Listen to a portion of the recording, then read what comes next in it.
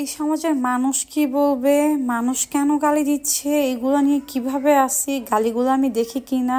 Hello everyone, আসসালামু আলাইকুম সবাইকে। আমি নওশিন।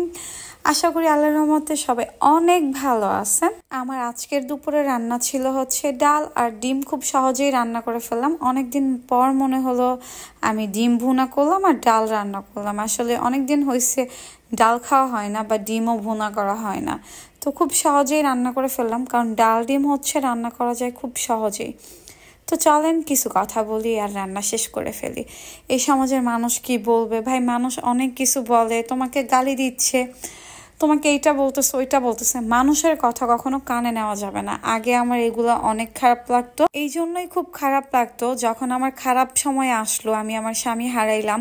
ওই সময়টাতে সবাই আমাকে এত পরিমাণ আঘাত করছে, স্বামী হারানোর শোক, তার মধ্যে অসুস্থ হয়ে পড়লাম সামাজিকভাবে, মানসিকভাবে।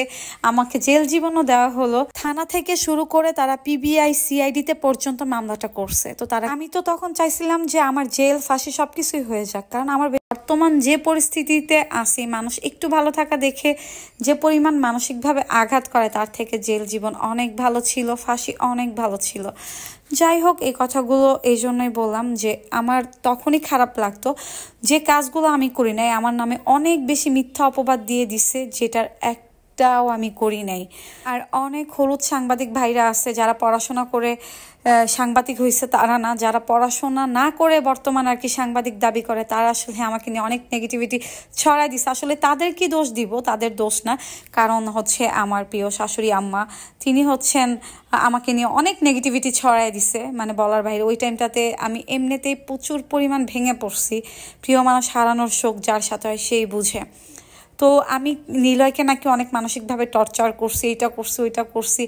তো 4.5 বছরের সংসার লাইফে নিলয় আমাকে নিয়ে ঘোরাফেরা করছে? কারো কাছে কি বলে গেছে যে নওশিন আমাকে এটা করছে ওইটা করছে? ইন্টারভিউতে কি বলে গেছে? এই 4টা বছর সংসার কি কখনো নওশিনকে নিয়ে, নিলয়কে নিয়ে কোথাও বিচার বসছে, ফ্যামিলি বিচার বসছে? এরকমটা কোনোটাই হয় নাই। সো আজকে যদি আমি নির্দোষ না হইতাম, আমাকে না আদালত ছেড়ে দিত না। কারণ আপনারা যারা আজাইরা পাবলিক আছেন, আমার মতো আজাইরা যারা আছেন, যারা আমরা কোনো কাজ পাই না, যারে খুশি তার একটা নেগেটিভ মন্তব্য করে দিই, তার ব্যাপারে জানি না চিনি না, ওই একবার ভাইরাল হয়েছে চিনছি, মুখে শুনছি, ওই কথাই কমেন্ট করে দিই।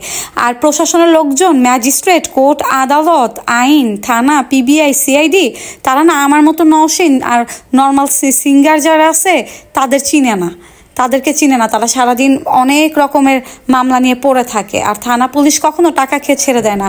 আমি নিজেই আগে পুলিশদের বিশ্বাস করতাম না, আমার আগের আইডিতে অনেক পুলিশের বিরুদ্ধে পোস্ট থাকতো, কিন্তু আমি আমার খারাপ সময় বুঝছি কেউ আমার কাছ থেকে 2 টাকা খায়নি। আর আমার কাছে এত লাখ লাখ টাকা ছিল না যে একটা মানুষকে সরাইয়া আমি টাকা পয়সা দিয়ে একদম গুম করে ফেলবো। যারা এতই বুঝেন, এতই জানেন, তাদেরকে আমি রিকোয়েস্ট করব যে থানাতে, তারপর হচ্ছে যে পিবিআইতে আমার মামলা গেছে, সেখানে প্রশাসনদের কাছে গিয়ে জিজ্ঞাসা করেন, যাদের কাছে মামলা ছিল সেই সব থানা পুলিশকে যে আপনারা জিজ্ঞাসা করেন। আমি আগে অনেকবার বলছি, কেউ যায় নাই।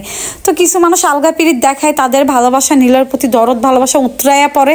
ভাইরে ভাই, কোথায় কি নিলয় বইলা গেছে যে হচ্ছে নওশিন খারাপ ছিল? কোনো জায়গায় বলে নাই, বরং আমরা অনেক ভালো ছিলাম আলহামদুলিল্লাহ। আমাদের সংসারে কোনো অশান্তি এত ছিল না। আমার শ্বশুর ক্যান্সার হয়ে বাড়ি ফেরার পরেই হচ্ছে নিলয় সম্পূর্ণভাবে ডিপ্রেশনে চলে যায়। এটা মিডিয়া রিলেটেড কাজের যারা, তারা জানে, আশেপাশের মানুষজন জানে।